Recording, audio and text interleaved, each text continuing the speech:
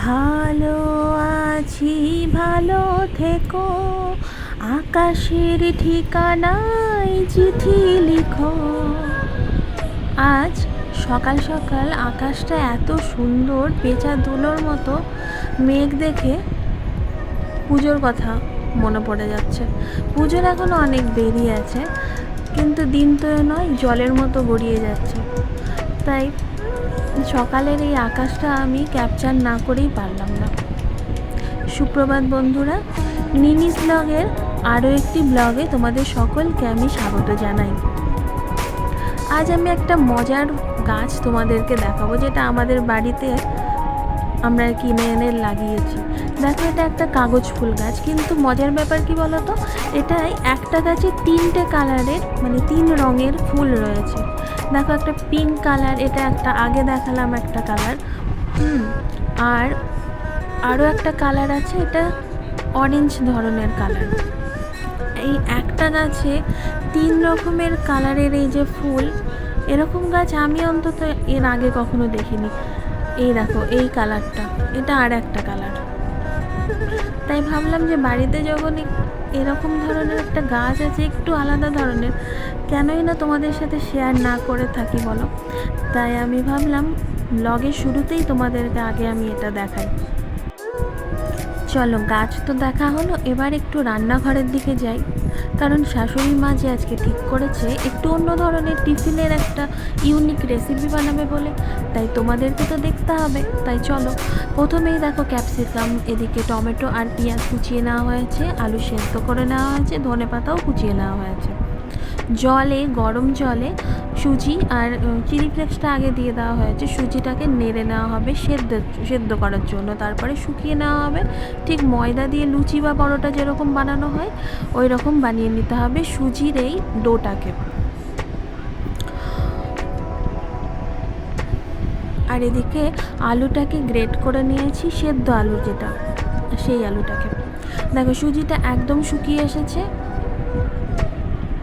এবার এটাকে ঠান্ডা করার জন্য অন্য একটা পাত্রে ঢেলে নেওয়া হলো। আর এদিকে কড়াইতে সর্ষে, জিরে, কারি পাতা ফোড়ন দেওয়া হলো। পুর বানাবো, যে সুজির ভেতরের যে পুরটা, সেটার জন্য। অন্যদিকে পেঁয়াজ,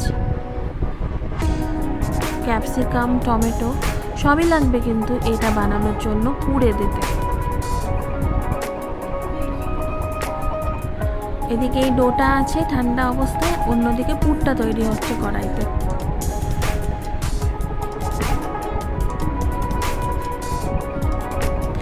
এরপর ওগুলো নেড়ে নেওয়ার পরে আলু সেদ্ধ, স্বাদ মতো লবণ, হলুদ, চিলি ফ্লেক্স, কাশ্মীরি লঙ্কার গুঁড়ো সবই একসাথে দিয়ে দিতে হবে, সবটাই স্বাদ অনুযায়ী। আর একটু মিষ্টি করার জন্য প্রয়োজন হলে চিনি দিতে পারো।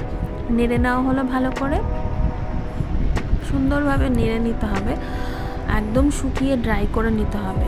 কারণ এটা তো সুজির ভেতরে, মানে সুজির যে বল বানাবো তার ভেতরে যাবে পুরটা।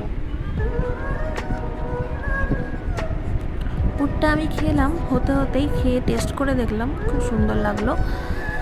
এটা ঠিক মোমোর মতো হবে। এদিকে কড়াইতে জলটাকে গরম করতে দেওয়া হয়েছে, একটা পাত্র যেটাতে সর্ষের তেল মাখিয়ে রাখা হলো। সুজির বল বানাবো যেটা ভেতরে পুর দিয়ে, সেটা এর ওপরে দিয়ে সেদ্ধ করার জন্য।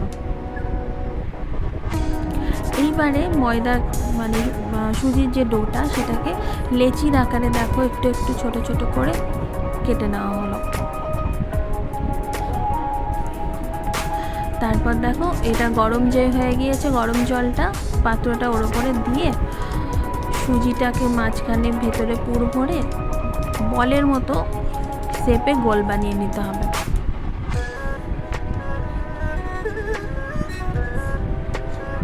যে শাশুড়ি মা বানাচ্ছে গোল করে ডোটা,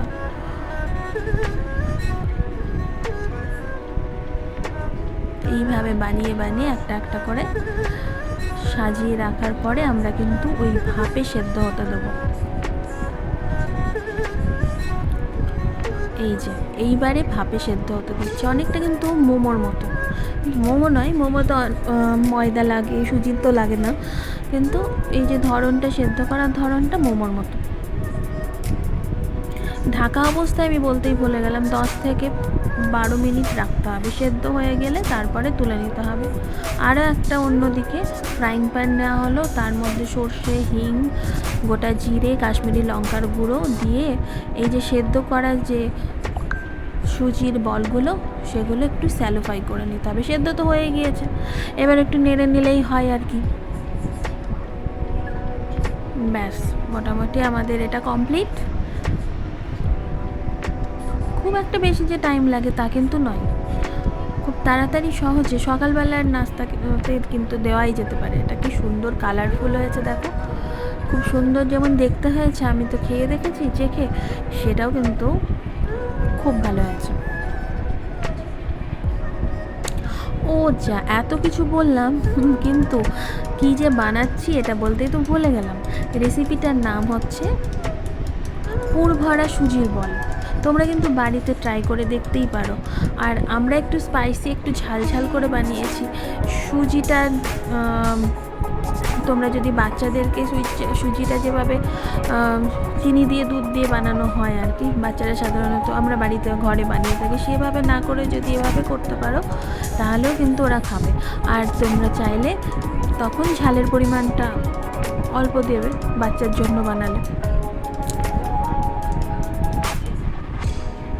এইভাবে আলাদা একটা জায়গায় রেখে পরে গরম করেও, মাইক্রোওয়েভে গরম করেও খেতে পারো। আমি এবার খেয়ে নিয়ে দেখবো তার পালা। এত সফট হয়েছে না, খুব ভালো, আর মুখে দিলে একদম মিলিয়ে যাচ্ছে, আর খুব সুন্দর টেস্টি হয়েছে, কালারটাও খুব সুন্দর এসেছে। তো আজকে এটা তোমাদের সাথে শেয়ার করলাম। মাঝখানে ত্রিধার মানে আমাদের মিনির জন্মদিন গেল, সেই ভিডিও তো শেয়ার করতে একদম ভুলেই গিয়েছি। আর সেই দিনটা খুব সুন্দরভাবে কাটিয়েছিলাম, ঘরোয়াভাবেই হয়েছিল ওর জন্মদিনটা।